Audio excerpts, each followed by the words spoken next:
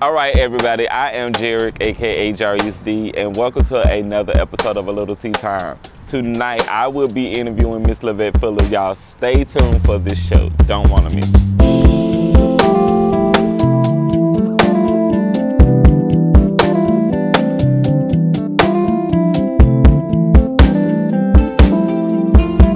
All right, you guys, welcome to A Lil Tea Time with me, Jarek, aka JarusD, your favorite published author, and we have an exclusive for you today. I am here with Shreveport Mayor candidate Miss Levette Fuller. How are you today, Miss Fuller? I'm doing very well. I'm so glad to get to sit down with you today. Yes, I am too. I'm very excited to have you here with us on A Lil Tea Time, talking about your campaign. Now, did you bring tea? Yeah, I actually bought tea for me. Oh man, I love tea. Mm-hmm. Sometimes when I do lives, I will sometimes have my little tea and I'll drink some tea. But I'm probably caffeinated enough right now. But I'm glad that it's tea time because I like tea. I wish I would have known you like the tea. I would have bought the tea with me. We can sip some tea and we can spill some tea. Yes. So, a perfect segue to get into the first question. You are on the city council running for mayor. Yes. So what district do you represent here in the city of Shreveport? I represent District B, and the current boundaries of District B are all of downtown and the riverfront, and then you have Stoner Hill, then you have Highland, part of Queensboro, part of Cedar Grove, Caddo Heights and Hollywood, and then you've got about half of South Highland in addition to actual Highland, and a part of Anderson Island as well. So it's a pretty big area. It's very diverse. Okay, how long have you been a representative of the Almost district? 4 years. So this is my first term. I decided not to run for the second term. Okay, and what got you into doing politics here in the city? You know, it was kind of a long road. And it's funny because I think my dad always wanted me to be in politics. My mom wanted me to be in communications.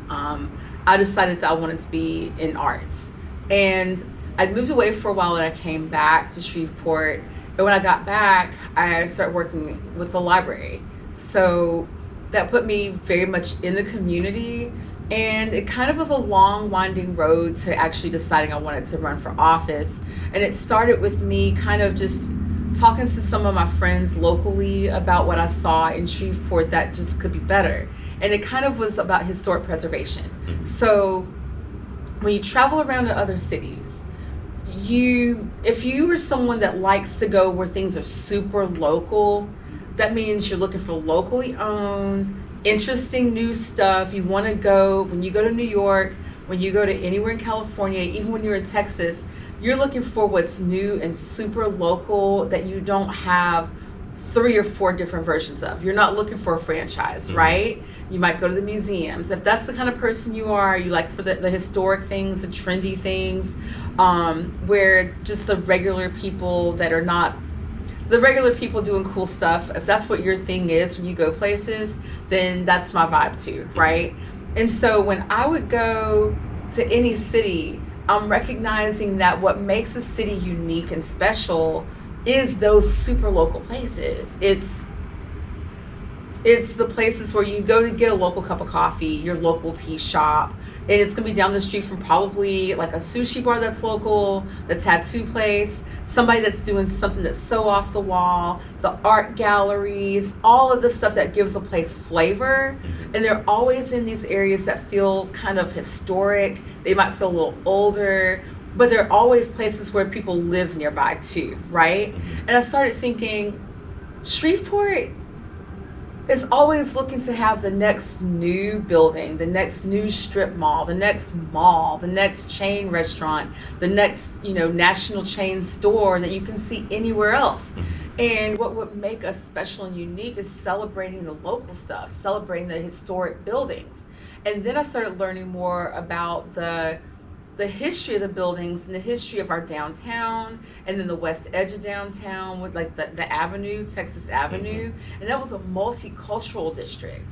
A lot of Black owned buildings down there, like historically. And we've lost all of that. And a lot of times we didn't even have any idea. So for me, it was historic preservation, like getting involved in saying, I don't want these buildings to go away because what's replacing them isn't special. What can we do to try to hold on to the things that give us a unique flavor and that people could be using to be interesting, so that when tourists do come here, they go, oh wow, this place looks so beautiful. It's so unique. Like, you don't see buildings like this every day. We don't have anything like this where we live. And it would make people want to be a part of it. And it all started with that historic preservation piece. I met some friends or made some new friends that were into that had studied it, and we got on a historic preservation board for Shreveport. There had been one that had kind of died out, and we brought it back. And what I started to learn was that it wasn't just that buildings that were old. It wasn't just that a building was historic that made a place special. The sense of place comes from the design as much as anything else. And that led me to being into something called land use policy and planning. And it turns out that I'm a nerd who enjoys thinking about what makes a city flow. Like, when people go to a place and it just makes sense, part of that is that it's designed for the human psychology of how we want to be together, how we want to convene in a place. You know, if you go back to the history of theater, if you think about how we convene even in church, how the audience is set up, there's a reason, and a lot of it goes to the psychology of how humans want to be in a room together, want to be in a space together. And trying to make changes to Shreveport so that we were using our space in a way that made people want to convene differently, challenging some of what we thought we knew and what we thought we should be doing. That's kind of how I ended up here. I know I'm giving you like the long version of it, but I was on the Metropolitan Planning Commission. I was appointed there for a couple of years. I was thanked for my time, and I wasn't renewed, but I had all this knowledge. I started writing about things on Heliopolis, which is like a local, like, alternative magazine and website. I started using that as a platform to explain to people how these policies impact your life on a day-to-day. And when you understand it, it's not as boring. You know, it seems like, oh gosh, like, nobody cares about zoning and any of that until something's happening in their neighborhood. And even then, they don't necessarily understand it. Or you're trying to start a new business and you have to go to the planning people and say, this is what I want to do. And they show you all these rules and regulations, and it can be really intimidating. But when you understand it and how it can be used to make an area better and even beautiful and friendly, it gets kind of fun. And so from me just talking about it, talking to my friends about it, explaining to other people that wanted to read those articles, it kind of got people asking me, well, what else do you want to do with this? Like, you know a lot, you could do more. And that ends up being a big part of me being in this space. We could talk later maybe about Reform Shreveport, because that was the other part of it, is the work I did with my friends on Reform. Okay. The next question is, what is reverse engineering in the neighborhood, and why is it important? Oh, I love that. So we've been in the same room. You've heard me talk about that. So I wouldn't say that reverse engineering is like a real thing. Reverse engineering is a real thing, but in city planning, it might not be a concept that everyone talks about. But for me, it's the best way to say the school board can actually work on one part of a neighborhood with the schools. We talk a lot about how property values around a good school go up. People want to live in an area that has a good school district, that has a good school. So when I think about the areas in Shreveport that have some of the best neighborhood schools that are not necessarily magnet schools, I'm looking at Broadmoor, I'm looking at maybe Western Hills with like Turner, I'm looking at University, and in Shreve Island. So you've got AC Steer, Shreve Island, then we're thinking of University, then Turner over in Western Hills. Those are areas where the neighborhood around the school is just as precious as the cargo in the school. Well, if we want to talk about reverse engineering, so if people are saying, well, this school isn't great and it's also in a not good neighborhood, then the property values are not going to go up because the school's not getting better. Well, I'm on the city council, I'm not on the school board, but we can work together. So I'm not going to get into your lane and tell you how to make the school better. What I'm going to do is my part to make the neighborhood better. So if I can make a neighborhood safer, I can make it a neighborhood where people want their kids to go to that school.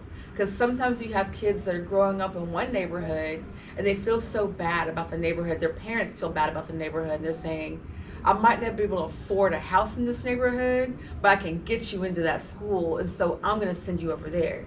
Well, what if the only difference is that people feel good about a neighborhood, and if you stayed in the neighborhood school, if the neighborhood was improving, then you'd have more opportunities. So if I have sidewalks, if I have nice streets, if the houses are not falling apart but are nice, even if the houses are modest, they can still be clean, well put together, the grass is cut, a child can safely bike down the street or on the sidewalk. Well, now we have an area that we can feel good about. And now more people want to live in that area. And now all of these people can go to that neighborhood school.